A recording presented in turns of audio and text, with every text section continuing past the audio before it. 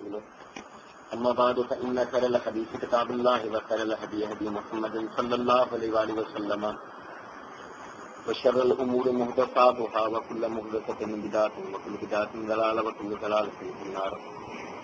أعوذ بالله السميع العليم من الشيطان الرجيم من حمده ونفسه ونفسه. بسم الله الرحمن الرحيم. اللهم صل على محمد وعلى آل محمد كما صليت على إبراهيم وعلى آل إبراهيم إنك حميد مجيد. اللهم بارك على محمد وعلى آل محمد كما باركت على إبراهيم وعلى آل إبراهيم إنك حميد مجيد.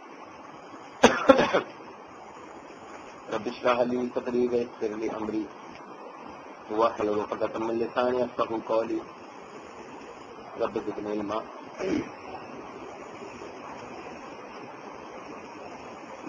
وما نقموا منهم إلا أن يؤمنوا بالله العزيز الحميد الذي له ملك السماوات والأرض والله على كل شيء شهيد. إن الذين فتنوا المؤمنين والمؤمنات ثم لم يتوبوا فلهم عذاب جهنم ولهم عذاب الحريق. إن الذين آمنوا وعملوا الصالحات لهم جنات تجري من تحت الأنهار ذلك الفوز الكبير.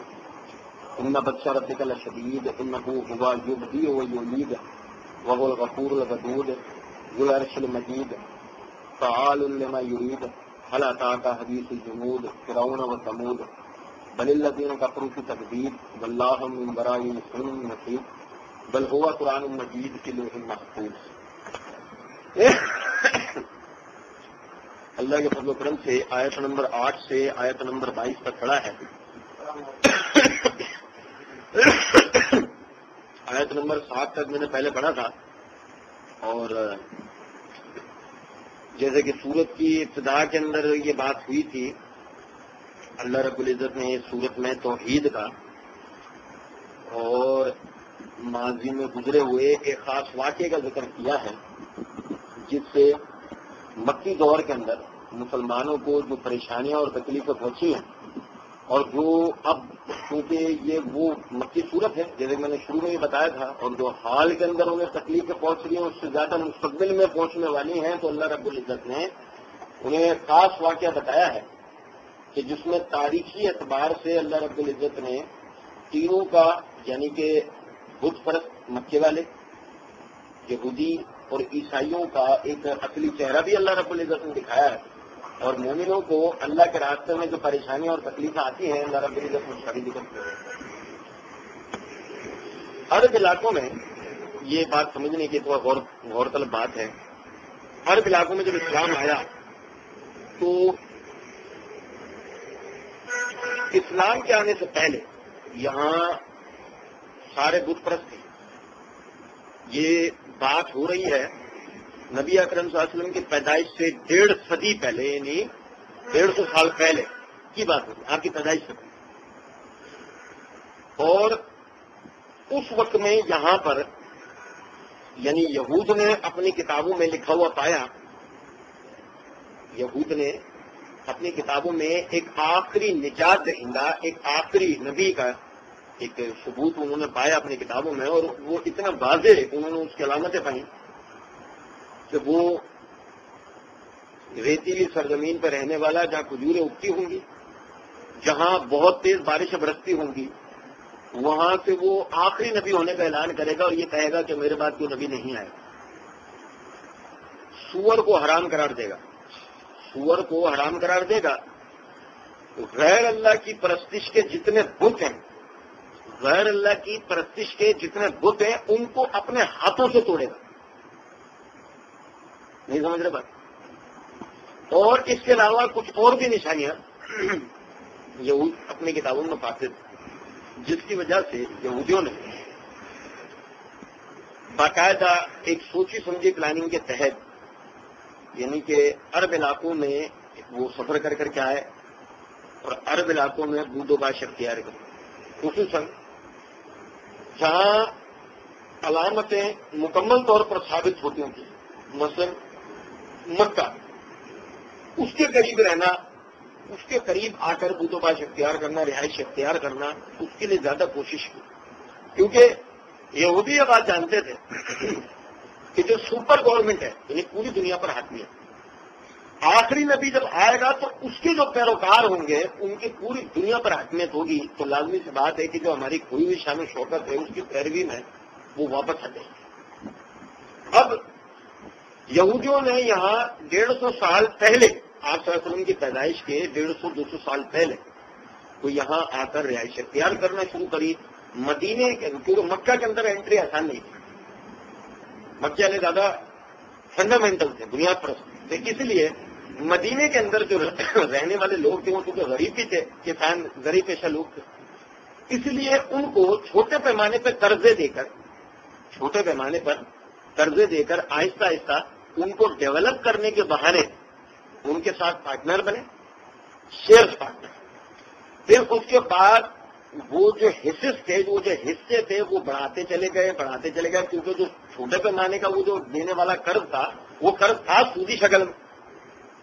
اس لیے وہ قرض بڑھتا گیا اور آخرکار کیا کرتے ہیں کہ اس پر کتنا زیادہ حاوی ہو جاتے کہ وہ جب مجبور ہو جاتا ہے کہ وہ قرض نہیں اتار سکتا تھا تو اب اس سے مطالبہ کرتے ہیں اس کے مکان کا، اس کی زمین کا. اور اس طرح یہودیوں نے آہستہ آہستہ مدینے کے اندر ایک بہت بڑا طبقے پر انہوں نے اپنی حاکمیت قائم کر لی. ٹھیک ہے، یہ تو بات ہے 150 سال پہلے کی. یہ تو بات ہے 150 سال پہلے کی. پھر اس کے بعد یعنی جب ہم یہ دیکھتے ہیں یہ تو ان کا رہائش کا سلسلہ بنایا، لیکن اس سے پہلے یہ ہم سمجھیں کہ مذہبی اعتبار سے کیونکہ دیکھیں یہاں بت پرست تھے، سارے اس علاقے میں سارے بت پرست تھے، تو اسی لیے ان کا کوئی مذہب نہیں تھا. یہ یاد رکھیں کہ اسماعیل علیہ السلام کے بعد مکے کے اندر کوئی نبی نہیں آیا ہے. مکہ مدینہ میں اسماعیل علیہ السلام کے بعد کوئی نبی نہیں آیا. تو اب اس صورت میں ان کے پاس کوئی کتاب تو تھی نہیں. ان سے مراد کیا ہے؟ ان سے مراد عرب ہے. یہ ذہنوں میں.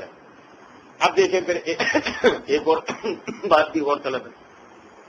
جب وہ مذہب پرست نہیں تھے تو یہ تو آپ کو پتا ہے نا کہ انسان شروع دن سے ہی ہدایت کا تو متلاشی ہے نا، سیدھا راستہ تو دیکھنا چاہتا ہے. اب اس لیے جو باہر مصر میں یا جن علاقوں میں مدائن میں یا جن علاقوں میں یہودی رہتے تھے وہاں پر ان لوگوں نے یعنی مکہ والوں نے تجارتی سلسلوں میں جا کے ان سے مذہبی باتیں ان سے سیکھتے تھے. عقیدے نظریات وہ چیزیں سیکھتے تھے، پوچھتے تھے. سیکھنے کے بعد جب پوچھتے تھے کیونکہ وہ اپنے باپ دادا کے دین کو چھوڑنے کو تو تیار نہیں تھے. سمجھ رہے بات کو؟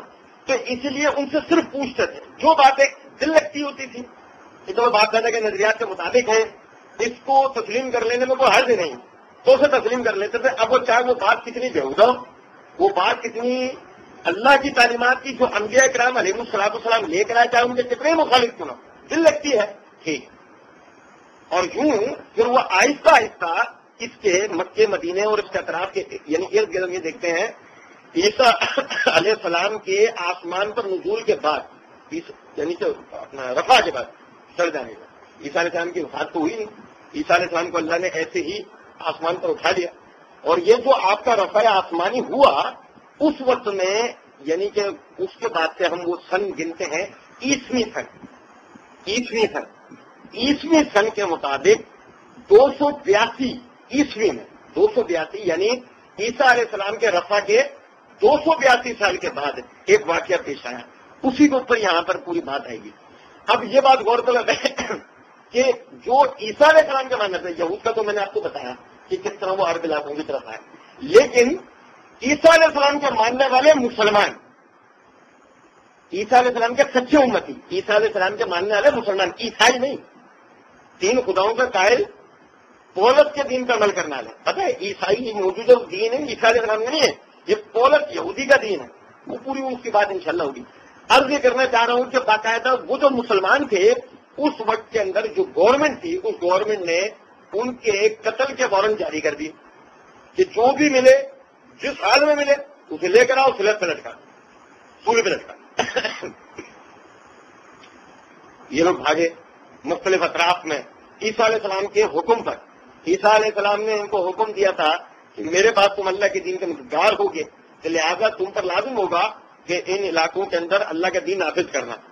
ان لوگوں نے اپنی جان بچانے کے لیے کہ وہ جان بچے گی تو اللہ کے دین کا کام کریں گے نا، ان لوگوں نے اپنی جان بچانے کے لیے مختلف اطراف کے اندر سفر کرنا شروع کیا.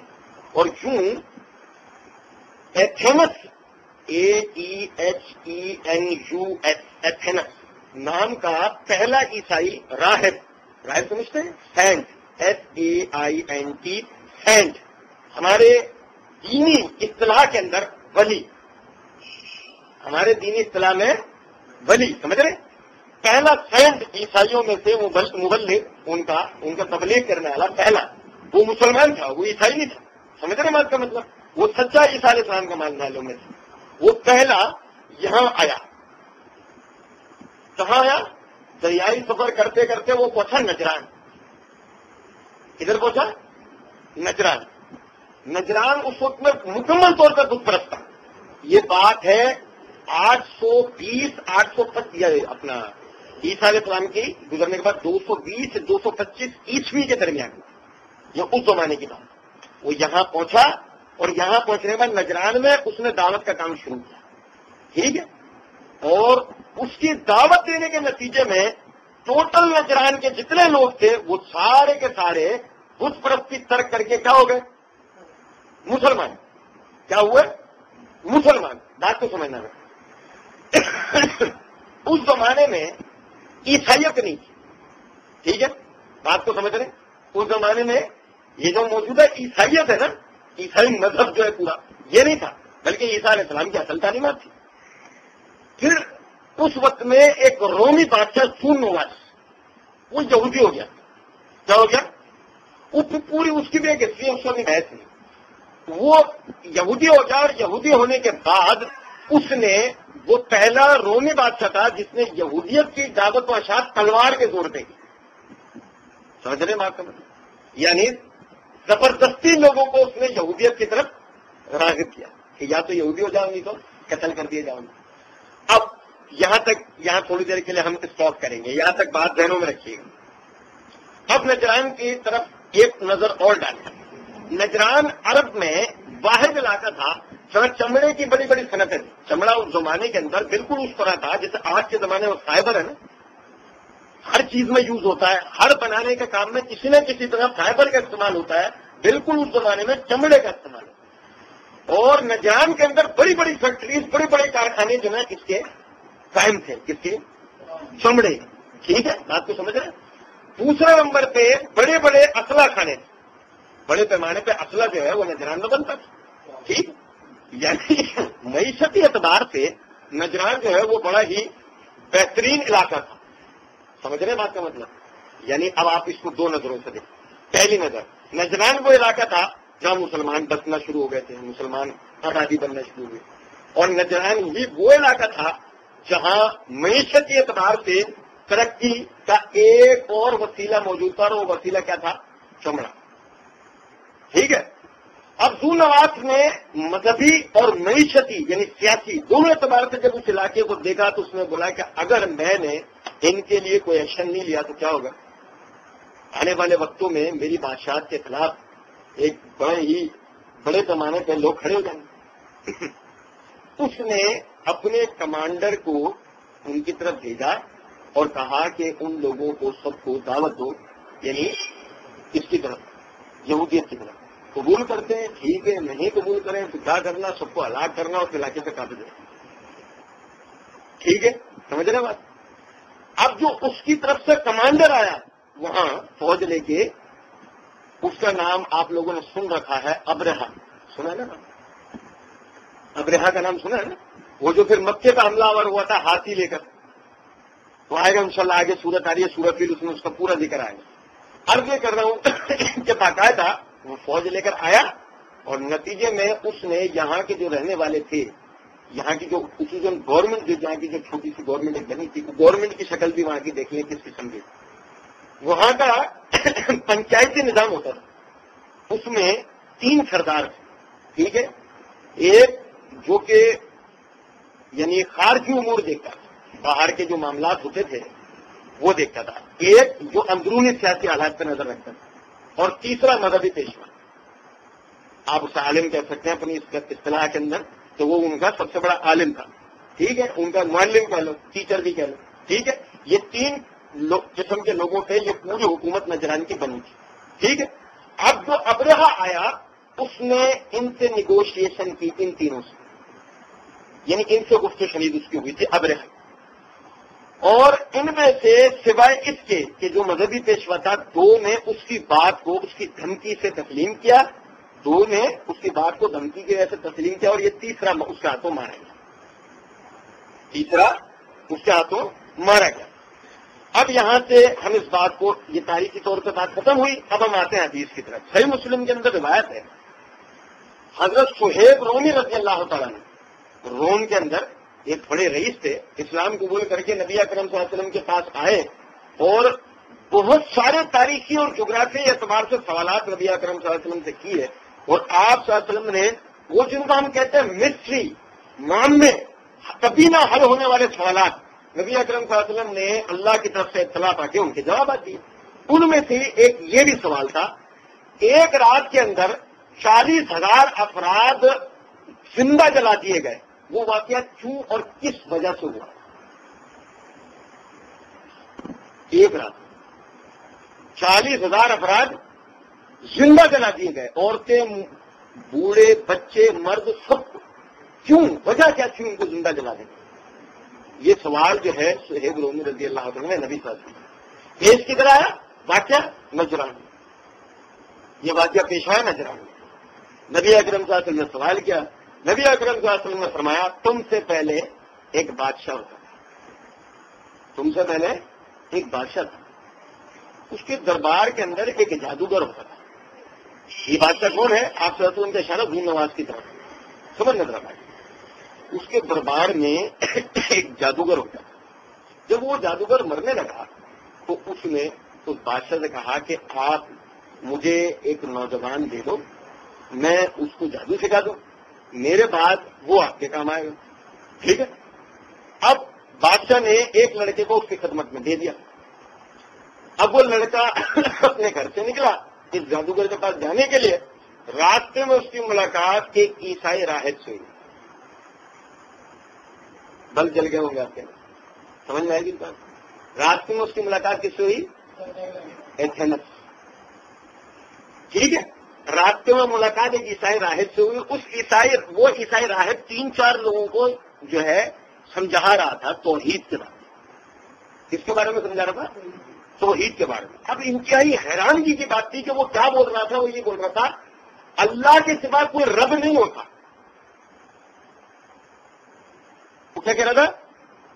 اللہ کے سوا کوئی رب نہیں ہوتا۔ ابھی وہ عربی زبان جاننا ہے لوگ ہیں نا، اب ان کی مادری زبان تھی نا عربی میں، نجران عربی علاقہ ہے نا، عرب علاقہ، ان کی مادری زبان عربی تھی نا، وہ سمجھ رہا ہے وہ کیا کہہ رہا ہے، اللہ کے سوا کوئی رب۔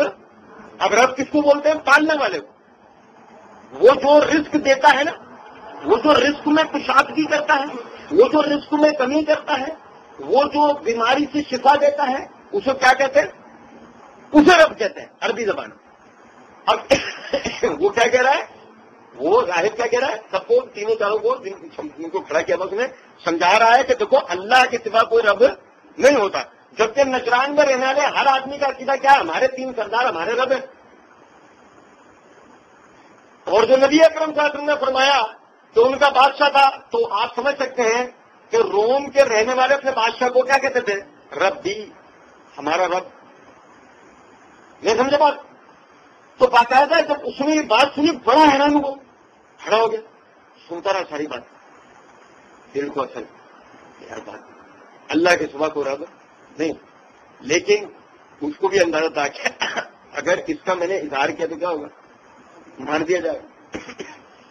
ہم اسی سے چلے جادوگر کے پاس پہنچا، جادوگر نے اچھی والی کٹائی لگائی، اور کٹائی لگانے کے بعد کہا اتنی دیر میں کیوں آیا؟ جواب کے اندر اس نے بہانہ بنایا۔ خیر اگلے دن صبح نکلا، اس راہب کی طرف سے گزرا، دیکھا وہ لوگوں کو سمجھا رہا، تو اس کے پاس جا کر رک گیا۔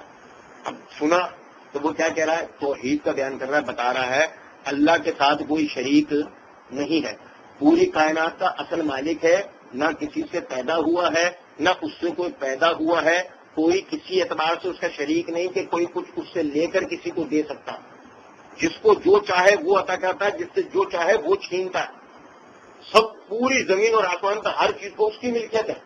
اب جب اس نے یہ باتیں سنی تو وہ اور بھی زیادہ تعجب ہو، دل لگتی ہے، سمجھ میں آتی ہے بات ٹھیک. اس طرح ڈیلی ہونا شروع ہوا. آخرکار کیا ہوا؟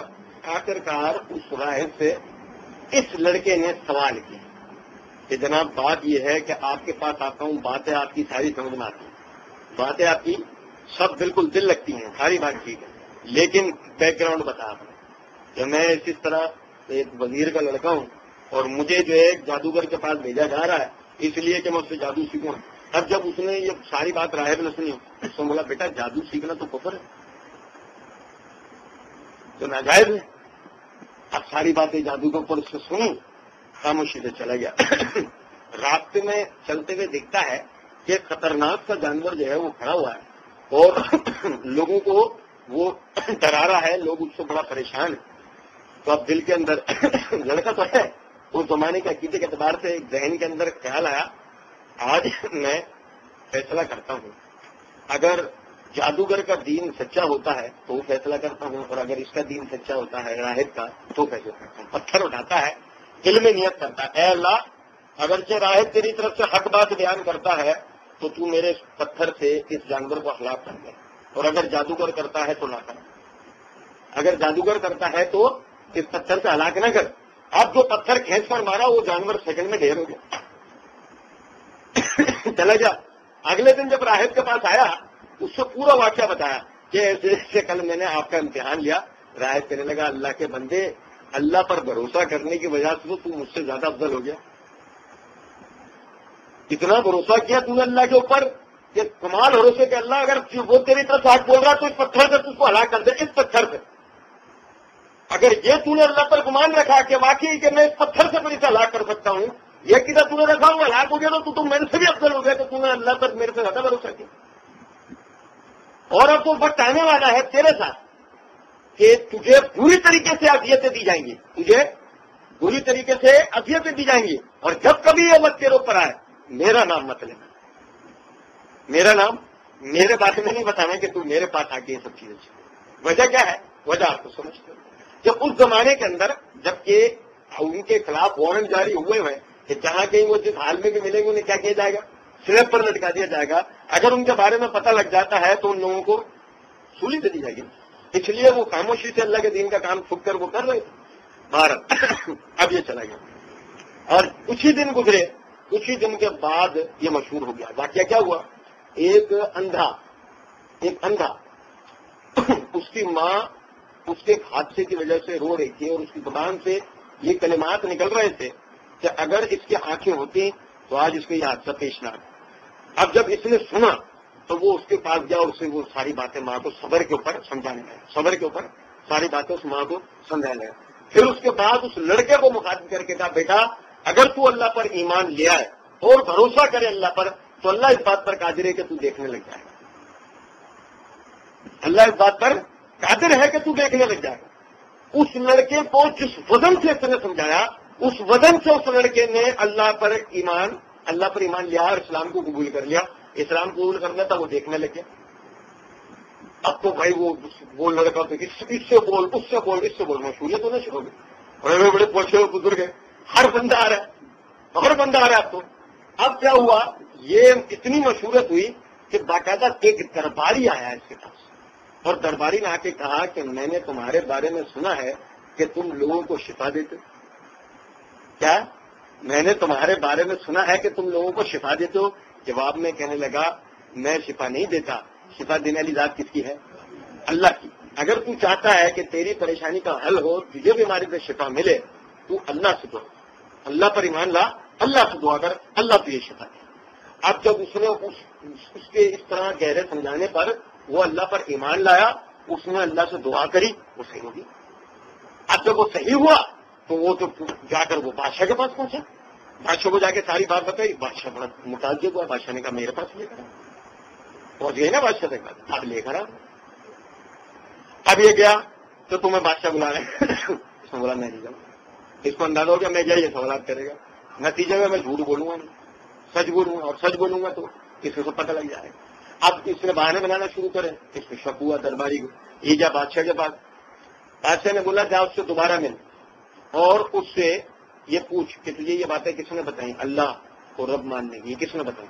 اب جا کر جب اس سے سوال کیا تو وہ جواب ہی نہیں دے رہا کیونکہ اس نے منع کیا پادری نے.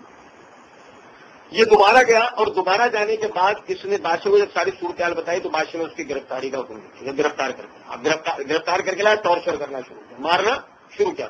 آخرکار وہ بول پڑا کہ فلاں فلاں راہب اس نے. اب گئے راہب کو پکڑ کر لے کر. راہب کو لانے کے بعد بادشاہ نے اس سے پوچھا, راہب نے اقرار کر لیا کہ میں مسلمان ہوں, ایک اللہ کا مانتا ہوں, میں اللہ کے سوا نہ تو کسی کو رب سمجھتا ہوں, نہ میں یہ سمجھتا ہوں کہ مجھے روزی دے سکتا ہے, نہ میں کسی کے بارے میں عقیدہ رکھتا ہوں کہ یہ میری مشکل حل کرے گا. جب بادشاہ نے یہ ساری باتیں سنی, بادشاہ نے کہا اچھا ایسی بات, ابھی دیکھ لیتے. بادشاہ نے بولا آرا لے کر. اب جب آرا لے کر آئے وہ بولے اس کے سر کا آرا, اس کو باندھ کے اس کے سر کا آرا چلا, اس کو بری طریقے سے باندھ کے اس کے سر کا آرا چلانے لگے. آرے کے دانت ٹیڑھے ہو گئے, آرے کے دانت ٹیڑھے ہو گئے. پھر شیطان نے تعویذ کر دی, آرا خراب ہو گیا, کھولو کھولا, کشتی میں بٹھا سمندر کے درمیان لے کے جاؤ, ہاں پھینکو کشتی میں, دیکھیں سر ان سے بچاتا ہے. اب لے کر گئے کشتی میں, اس کو بٹھا کے بیچ سمندر میں جب پہنچے اس کو اٹھانے لگے. اس نے دعا کی, اے اللہ میں تیرے دین کو ہوں, میری مدد کر کے سب کے لیے اس کا ثبوت فراہم کر دے. میں تیرے دین کو ہوں, تیری مدد سچی ہے, میری مدد کر کے اس کا ثبوت فراہم کر. اس کو دریا میں پھینکتے اس سے پہلے طغیانی آئی, سارے کے سارے گر کے ڈوب گئے, وہ بچ گیا, کشتی چلا کے پہنچ گیا. آیا آ کر بادشاہ کا سیدھا بادشاہ کے پاس جا کر کھڑا ہو گیا. بادشاہ رستے دے گیا, بولے سب کہا ہے, وہ تو ڈوب گیا, پورا واقعہ سنا. بادشاہ نے کہا اچھا. اب اس نے کچھ سپاہیوں کو بولا جاؤ اس کو اونچے پہاڑ پہ پھینک. وہ اس کو اونچے پہاڑ پہ چلا کے لے کر گئے. رات سے میں دعا کرتا ہوا جا رہا, اے اللہ پھر تیری مدد کی ضرورت ہے, میری مدد کر کے ثبوت دے. اونچے پہاڑ پر سے اب جب اسے پھینکنے کے لیے لے کے گئے, زلزلہ آیا, سب نیچے گر گئے, وہ چلا. بادشاہ کے پاس جا کے کھڑا ہوا, بادشاہ نے کہا کہاں گئے سب گر گئے, سب مر گئے. بادشاہ نے بولا کہ اچھا یعنی کہ تم جادوگر ہو. اس نے بولا میں جادوگر نہیں, اگر تو میری موت کو چاہتا ہے نا کہ میں ہی مر جاؤں تو ٹھیک ہے کام کر, میں تجھے یہ تیر دے رہا ہوں, جو پکڑ. اس نے تیر لیا, کہا کہ بسم اللہ و رب الغلام کہہ کے مجھ پر مار, یعنی اللہ کے نام سے اللہ کے بندے کے لیے, اللہ کے نام سے اللہ کے بندے کے لیے یہ کہہ کر مجھ پر یہ تیر مار, میری موت ہو جائے. بادشاہ نے بولا اچھا چلو ٹھیک ہے ایسا کر لیتے. اب بادشاہ نے یہ دماغ میں سوچ کر, سیاسی آدمی تھا, یہ سوچ کر اس کو ساری بستی میں پھیلایا خبر کہ سب آئیں اس کی موت دیکھیں. سب کو اس نے بلایا بادشاہ, ساری بستی شہر کے لوگ جمع ہوئے. اب بادشاہ نے اس کو درخت سے بندوایا سب کے سامنے. ذہن میں اس کے کیا خیال, سب کے سامنے مرے گا تو جو لوگوں کی اس سے ایک عقیدت دن ب دن بنتی جا رہی ہے نا, لوگوں کی دن ب دن لوگ اس کی باتوں میں آ رہے ہیں اور مسلمان ہو رہے ہیں. مرے گا سب کے سامنے پول پٹی مل جائے گی, جان چھوٹے گی. ٹھیک ہے. اب اس کو جب باندھا اور بسم اللہ رب الغلام کہہ کے جو تیر مارا, تیر سیدھا جا کے اس کے دماغ میں لگا اور وہ مر گیا. وہ لوگ جنہوں نے اپنی آنکھوں سے یہ منظر دیکھا تھا کہ وہ پہاڑ سے نہیں گرا, وہ دریا میں نہیں ڈوبا, وہ آرا اس کے سر سے نہیں چلا, اسی کے سر میں تیر اس کا دیا ہوا, اور یہ کہہ کے کہ اللہ کے نام سے, کس کے نام سے, اللہ کے نام سے, اللہ کے بندے کے لیے, اللہ کے نام سے, اور اس کی موت ہو گئی. یہ کہہ رہا تھا, سب نے ایک وقت ہی چلانا شروع کر دیا, آمنو برب الغلام, آمنو برب الغلام, آمنو برب الغلام. ہم ایمان لے کے آئے اس بندے کے رب پر, ہم ایمان لے کے آئے اس بندے کے رب. سمجھے بات تو ہے نہیں. وہ بادشاہ پاگل ہو گیا, سب کو خاموش کراتے کراتے کوئی خاموش نہیں ہو رہا. بادشاہ اوپر سے اتر کر آیا, درباریوں کہنے لگا جس بات کا ڈلتا ہے تو وہی ہو گیا, جو سارے کے ساری دیش میں مسلمان ہو گئے. سمجھ رہے بات کا مطلب ہے. اب سب سر جوڑ کے بیٹھے کہ کیا کریں کہ بھائی یہ کیا ہے, جبرانی ان کو لوٹایا جا سکتا دین کی طرف. اپنی یہ کہہ کر انہوں نے ایک ترکیب بادشاہ کو سمجھایا. ہر چوک پر ایک خندق کھودے. خندق سمجھتے ہیں, خندق سمجھتے ہیں آپ لوگ. خندق کہتے ہیں اتنے گڑھے کو جس میں سے اتنا گڑھا زمین میں جو کم از کم جس کی گہرائی اتنی ہوتی ہے کہ آدمی اگر اتر جائے تو صرف اس کی گردن باہر آ سکتی ہے. یہ کم از کم ہوتا ہے گڑھا, اسے کہتے ہیں. اور لمبا اگر ہو, لمبا کھدا ہوا تو اسے کہتا ہے خندق. ٹھیک ہے. اب جی خندق کھودی گئی ہر چوک کے اوپر, اور کیا مطلب खंडक खोदो, उसमें लकड़ियां जला, पूरा दिन उसको भर दो आग से, पूरा दिन लकड़ियां जला के कोयले को भर दो उसे, और रात के टाइम पर घरों से लोगों को निकालो और इन खंडकों पे लाके खड़ा करो, दिखाओ और बोलो या तो यानी कि यहूदियत को कबूल करो वरना सब अंदर सारे इन खंडकों में। अब उन सब लोगों को रात के टाइम पर जमा करके खंडकों पर लाया गया, और लाने के बाद सबसे ये बात की गई, चारों तरफ से शहर बंद, चारों तरफ से जमा करके उनको लाया गया वहां पर खंडकों पे, और उनसे इस बात का जबरन इकरार लिया गया कि ये इकरार करो यहूदियत सही है वरना।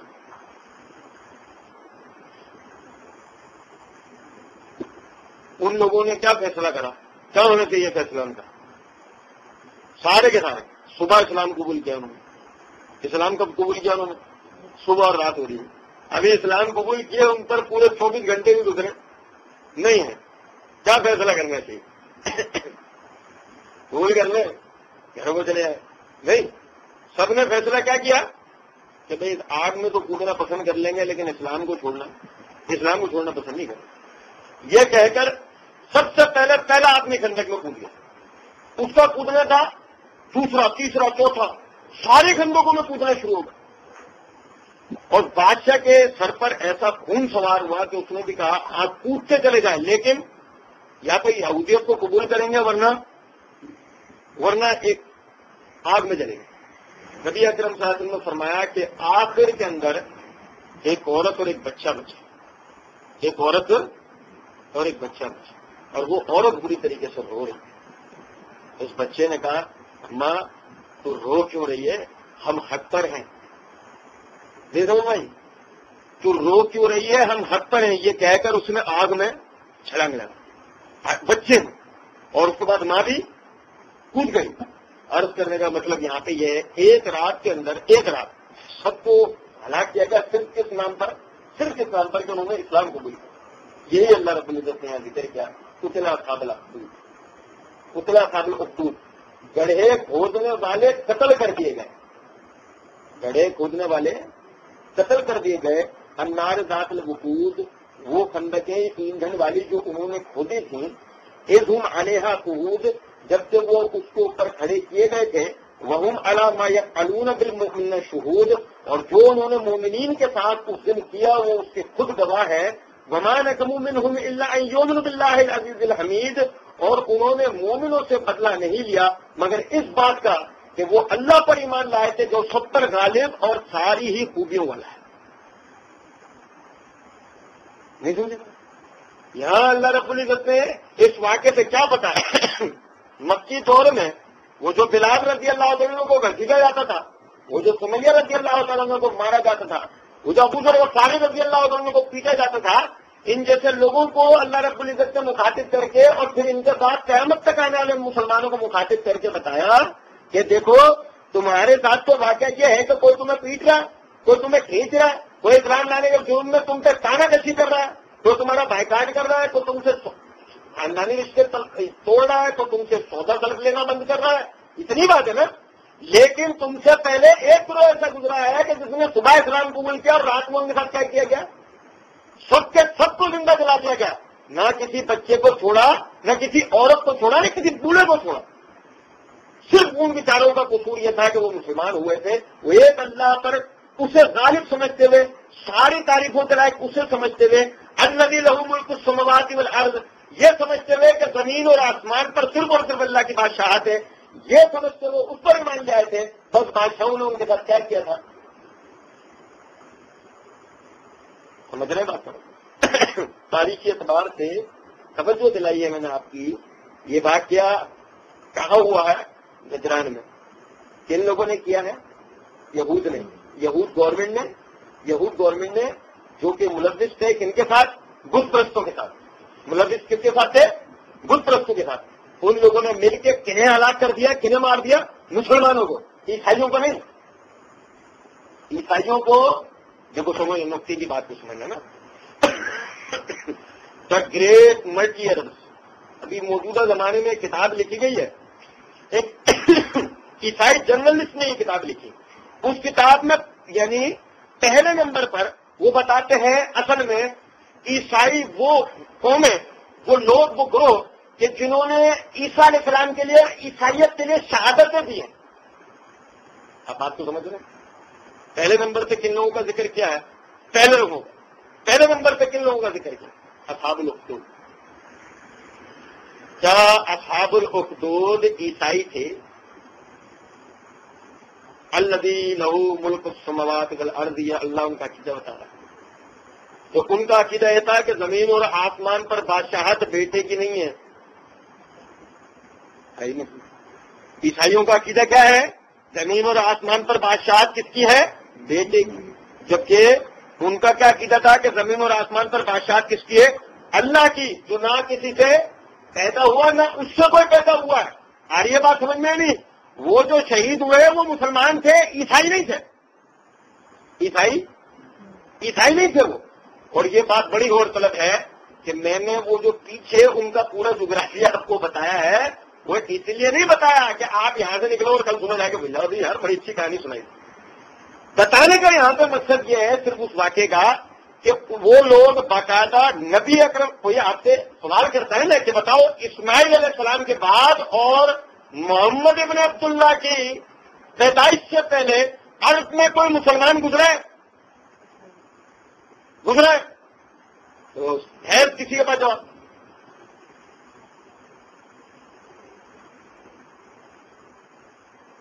ابھی پڑھا نا اصحاب الاخدود، نجران والے، جن کو گڑھوں کے اندر بیچاروں کو اسی جرم میں تو ہلاک کیا گیا. نہیں آ رہی سمجھ میں؟ یہاں یہ بات غور طلب ہے. اعتراض کرنے والا، سوال کرنے والا سوال میں مقصد کیا رکھتا ہے؟ مقصد یہ رکھتا ہے کہ اسماعیل علیہ السلام کے بعد ادھر بنی اسرائیل کے اندر ہزاروں انبیاء ہیں اور اسلام وہاں تھا، وہاں کتابیں تھیں. یہاں پر تو مسلمان نام کا کوئی بندہ نہیں تھا، یہاں آخری نبی کیسے آ جائے گا؟ یہ ان کا اعتراض ہے. اصل اسی لیے آپ کو پورا جغرافیہ بتایا کہ آپ کو پتہ لگے ایک مسلمان نہیں، پورا شہر مسلمانوں کا تھا اور انہیں پورے سیاسی نقطۂ نظر کے تحت ہلاک کیا گیا کہ یہ نشانی یہاں سے مٹا دو کہ یہاں کبھی کوئی مسلمان ہوتا تھا. آخری نبی کا یہاں وجود دینے والی جو چیز ہے نا اسے مٹاؤ تاکہ اپنے لوگوں کو بھی بے وقوف بناؤ اور بعد میں دنیا والوں کو. سمجھ میں آ رہی ہے باتیں؟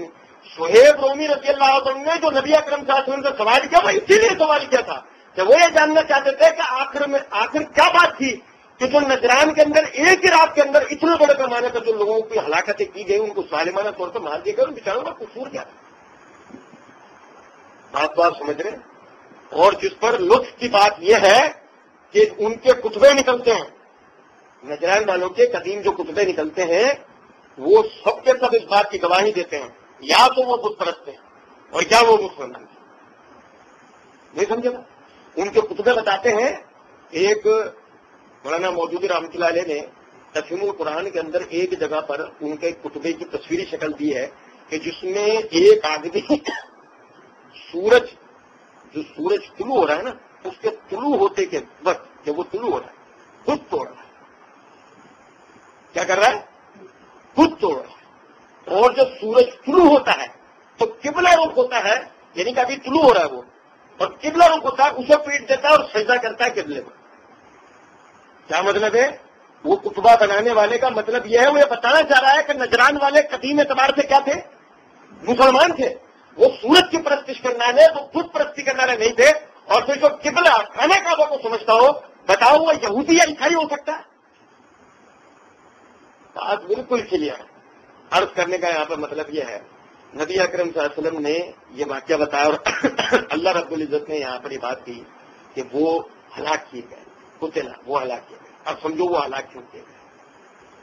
ایک آیت میں اتنا اعجاز ہے اور اتنی بلاغت ہے، ایک لفظ کے اندر تاریخ کے اعتبار سے کے بعد چھوڑ پتا تھا. جب یہاں پر یہ قتل و غارت ہوئی تو یہاں کی وہ گورنمنٹ یہ سمجھی، یہاں کی وہ گورنمنٹ وہی 3 بھائی جو تھے جن میں سے 2 یہاں کے سردار تھے، وہ یہ سمجھے کہ اب یہاں پر حکومت اور تسلط آخر کن کے درمیان، کن کے ہاتھ میں آئے گا؟ ہماری ہاتھوں. اب ہم ہی یہاں کے پیشوا ہوں. اور خدا نہ خاصہ ابرہہ کے ہاتھوں قتل نہیں کیے گئے. یہاں سے ابرہہ لوٹ گیا اور یہاں پر حکومت یہودیوں کے آگے جون نواز کی یہاں پہ حکومت آئی اور تقریباً یہاں پر 14 سال اس کی حکومت ہے. اور اس بیچ کے اندر یہاں سے ایک شخص نجاشی کے پاس پہنچا. کس کے پاس پہنچا؟ کون نجاشی؟ وہ جس کے پاس جعفر رضی اللہ عنہ گئے تھے نا، دعوت لے گئے، ابو سفیان پیچھے سے پہنچا تھا، وہ نجاشی. نجاشی کے پاس جا کے اس نے وہ پورا پھر ظالمانہ واقعہ بتایا کہ اس طرح ہمارے ساتھ کیا گیا تھا. نجاشی نے باقاعدہ ابرہہ کو طلب کیا، اور جب ابرہہ کو اس نے طلب کیا اس وقت یہ واقعہ پیش آ رہا تھا جو مکے میں پیش آ رہا ہے. وہ ہم آگے سورہ فیل کے اندر پڑھیں گے انشاءاللہ. عرض کرنے کا مطلب یہ ہے پھر نجاشی نے اس پہ حملہ کیا نجران پہ، اور نجران پر پورا عیسائیوں کا مبلغین کا ٹولہ 400 افراد کا اور 4000 سپاہیوں کا دستہ آیا جس نے سب کو ہلاک کیا. یہاں عیسائیت کی تبلیغ و اشاعت کی، اور صرف 2.5 سال کے عرصے میں نجران سارا کا سارا کیا بنا؟ خالص عیسائی علاقہ. وہ جو نبی صلی اللہ علیہ وسلم کے پاس آئے تھے نا پھر مدینہ مناظرہ کرنے کے لیے 82 پادری، وہ نجران ہی شاید. سمجھ رہے ہیں بات کا مطلب؟ جو یہ کہتے تھے اپنے آپ کو کسی زمانے میں ان کے بزرگ یہ کہتے تھے اللہ کے سوا کوئی بھی خوبیوں کو تعریفوں کے ساتھ لائق نہیں، اللہ کے سوا کوئی غالب نہیں، پوری کائنات پر غالب کس کی حکومت ہے؟ اللہ کی. کوئی تو مجبور کرنے والا نہیں. اور زمین اور آسمان کی کلی بادشاہ اس کے پاس ہے، اس نے کسی کو کچھ عطا کیا. انہی میں سے وہی آئے نبی صلی اللہ علیہ وسلم سے بحث کرنے، اور ان میں ایک شخص کا نام کیا تھا؟ عبد الرسول، عبد المسیح. حافظ ابن کثیر نے کیا نام دے کر کیا ہے؟ عبد المسیح. نبی اکرم صلی اللہ علیہ وسلم نے اس سے سوال کیا تیرا نام کیا ہے؟ سب سے تعارف کیا نا نبی صلی اللہ علیہ وسلم کہ تیرا نام کیا ہے؟ اس نے کہا عبد المسیح. نبی صلی اللہ علیہ وسلم کا میرا نام عبداللہ ہے. نہیں سمجھے بات کو؟ کتنی گہری بات ہے. آپ دیکھیں ایک تعارف میں نبی صلی اللہ علیہ وسلم نے توحید کا تعارف کیا کرایا ہے. آپ یہ دیکھیں، اس نے کہا کہ میں عبد المسیح ہوں، یعنی دوسرے لفظوں میں یہ معنی ہو سکتے تھے مسیح کا غلام. عبد کے معنی غلام کے بھی ہوتے ہیں نا، یہ دوسرے معنی ہو سکتے تھے اس سے. عبد المسیح کا معنی مسیح کا غلام سے دین کی خدمت کرنے والا. لیکن نبی اکرم صاحب نے جواب میں سارے راستے بند کیا اور کیا کہا؟ میں عبداللہ ہوں، یعنی اللہ کا بندہ، بندے کا بندہ، اللہ کا بندہ. تو اس لیے اس بات کو سمجھیں.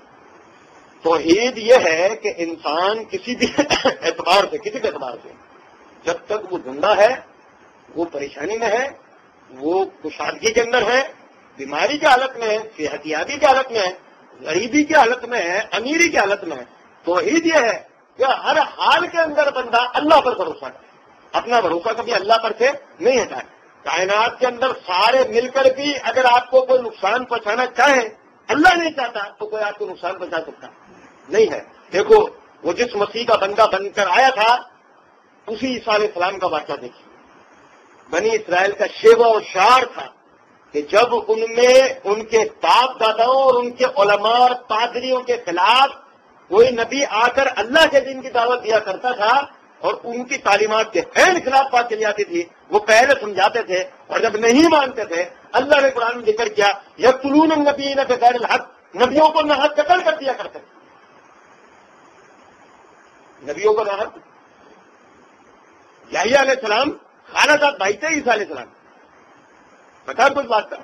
اور جب عیسیٰ علیہ السلام بحیثیت رسول جس دن آپ کو یہ کہہ کر اللہ نے ناصرہ کے علاقے میں بھیجا کہ تمہیں جا کے اب دعوت کا کام کرنا ہے باقاعدہ، اس دن صبح یحییٰ علیہ السلام کی گردن کاٹ کر نیزے پہ لگا کر شہر کے چوک میں لگا دی تھی ان لوگوں نے. کس نے؟ امت نے، جس کی اپنے نبی کی گردن کاٹ کر نیزے پہ ٹانگ دی تھی باقاعدہ. اور اس دن پھر عیسیٰ علیہ السلام ناصرہ کے علاقے میں داخل ہوئے. آپ سمجھ رہے ہیں بات کا مطلب؟ اللہ نے فرمایا یا عیسیٰ انی متوفیک ورافعک الیہ ومطہرک من الذین کفروا.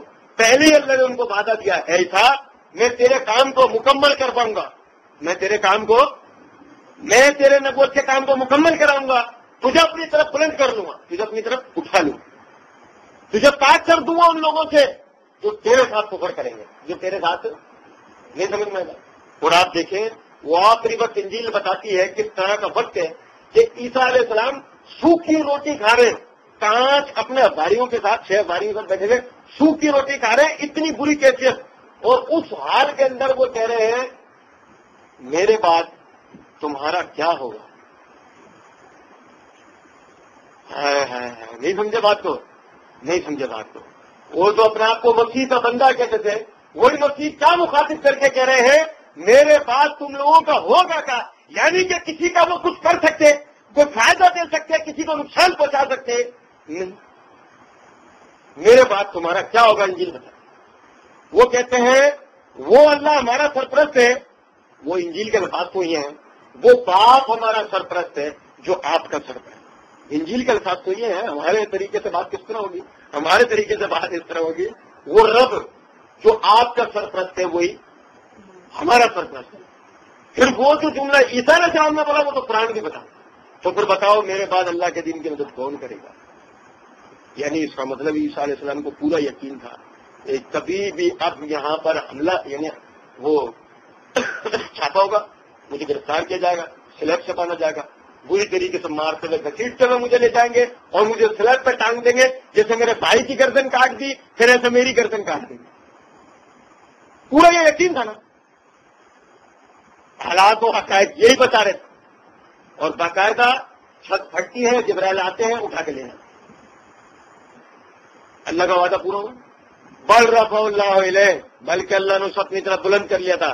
وَإِن مِّنْ أَهْلِ الْكِتَابِ إِلَّا لَيُؤْمِنَنَّ بِهِ قَبْلَ مَوْتِهِ، اور کوئی اہل کتاب اس کی موت سے پہلے تک باقی نہیں رہے گا جو اس پہ ایمان نہ لے آئے۔ یعنی عیسیٰ علیہ السلام کی موت سے پہلے تک ہر اہل کتاب آپ پر ایمان لے کر آئے گا، اور عیسیٰ علیہ السلام کی موت ہوئی تو آپ سمجھو ذرا بات، اللہ لے جا اپنے بندے کو، لے جا نا، اللہ اپنے بندے کو لے جا۔ اور اس نے آ کے کیا کہا؟ وہ اللہ جو اپنے بندے پر، جو اپنے بندے کا اتنا اپنے بندے پر کرم کرنے والا ہے کہ جب پوری دنیا اسے ہلاک کرنے آ رہی ہے، کیا غیبی طور پہ وہ اپنے بندے کو بتا کے لے گیا، اور اسی بندے کا ماننے والا اپنے آپ کو کس کی طرف منسوخ کر رہا ہے؟ اللہ کی طرف نہیں، کس کی طرف؟ عبد المسیح۔ تو نبی صلی اللہ علیہ وسلم نے جواب میں کیا کہا؟ میں کون ہوں؟ جو کہ پتا ہے کسی نے کہا تھا؟ سیم یہ بات پتا، پہلے دن اپنی پیدائش کے پہلے دن دنیا کا وہ بچہ جو اپنی پیدائش کے پہلے دن اپنی ماں کے گود کے اندر کہتا ہے انی عبداللہ اتانی الکتاب وجعلنی نبیہ، میں اللہ کا بندہ ہوں، مجھے کتاب دی گئی ہے اور رسول بنا کے نبی بنا کر بھیجا گیا۔ وہ بات جو عیسیٰ علیہ السلام نے پہلے دن کہی تھی، وہ بات نبی اکرم صلی اللہ علیہ وسلم نے اس پادری کے مخاطب ہوتے ہی کہا میرا نام کیا ہے؟